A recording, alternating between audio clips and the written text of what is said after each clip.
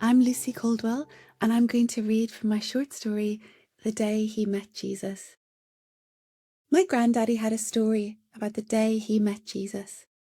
It was around the back of the city hall on a Tuesday morning in March. He wasn't drunk. I never in my whole life saw him touch a drop of alcohol. And he wasn't a religious man either, didn't belong to any congregation or regularly attend any church. One day, as he told it, he just took a notion to meet the Son of God. Now, to understand Grandpa Andy, you need to know he was prone to being a bit eccentric. When I was a wee girl, he'd look after me on a Saturday while my mum went to get her nails done or her roots touched up and my daddy played five-a-side in the park. On days when my mum was on the late shift in the clinic, he'd pick me up from school and give me my tea, so I spent a fair bit of time with him. And we'd do things like, we'd talk to trees. You'd be walking down the street with him and he'd stop to pass the time of day with a tree like you might an old pal, hands on its trunk by way of greeting. We'd stand there for ages because you needed, he said, to slow yourself down to the pace of a tree to hear its response. Your average tree has 4 heartbeats a minute, and most people are too impatient, too much caught up in their own hectic rhythms to connect. We'd play opera arias to his vegetables. He'd CDs of Mariah Callas and Montserrat Caballé that he'd rigged up with speakers under umbrellas on an extension cable to play to his cabbages because he said it made them grow better.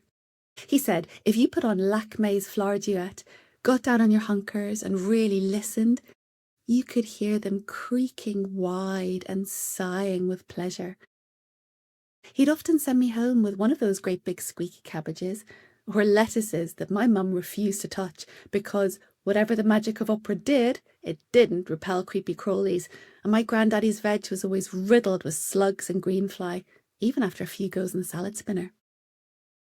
Well, this one time, we were walking down the Craiger Road to the bakery to treat ourselves to a cream bun, when half a dozen men with shaven heads and bright orange skirts came dancing towards us. I was only 10 or 11, and I'd never heard of Hare Krishnas before. All I saw was a rake of Egypts clapping and jangling their tambourine, hopping about and slapping their drum, singing some unintelligible words, as a group of wee lads followed behind, taking the mick, near pissing themselves laughing. But Grandpa Andy, he had this look of pure delight on his face. I remember looking up at him like, what are they like, expecting him to be sniggering too. And instead, he looked lit up inside, as if the most amazing thing was happening. As they drew nearer, didn't he start clapping his hands and nodding his head, this great big smile on his face? And then, didn't he start dancing himself? One of the men offered my granddaddy his arm, and round they went like they were calaying, first one way, then the other. Then the rest of them stood in a circle singing their Hare Krishna or Hare Krishna, whatever it was, and the wee lads yo-ed, and women doing their messages stopped to see what all the fuss was about, abandoning tartan trolleys willy-nilly, and the traffic slowed, and car horns beeped, and at first I wished the ground would open and swallow me up. But then, somehow, I started laughing and clapping and leaping about too. Grandpa Andy told me later that the men had been chanting what's called the Maha Mantra. Hare Krishna, Hare Krishna, Krishna Krishna, Hare Hare, Hare Rama, Rama Rama, Hare Hare.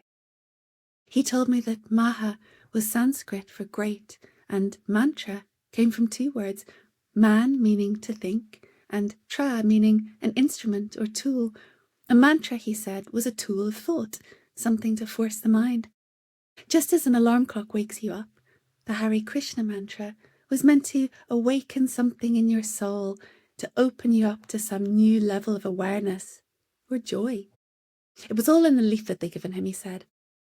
He said that when he was a young man, he'd wanted to go to India. He'd wanted to see for himself the sort of things he only ever read about in books or saw on the telly.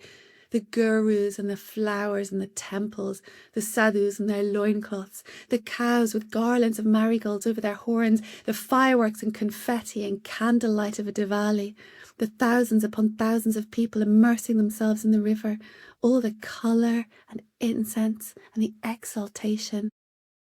But he and my granny were stepping out at the time, and she was a home bird, not at all keen on the idea of travel, and he'd never gone.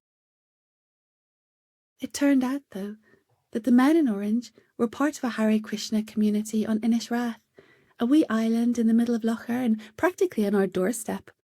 Isn't that just wonderful? He said. I worried for a bit that he might take off and join them, especially when he took to sitting cross-legged in his back garden, harrying at his vegetable patch. But you grow where you're planted, he always used to say. And I think, in a funny way, it was enough for him to know that they were there, within touching distance, living their simple, vegetarian, devotional lives. You didn't need to travel to the other side of the world, he said. Everything you needed was right here, right now. If only you knew how to find it.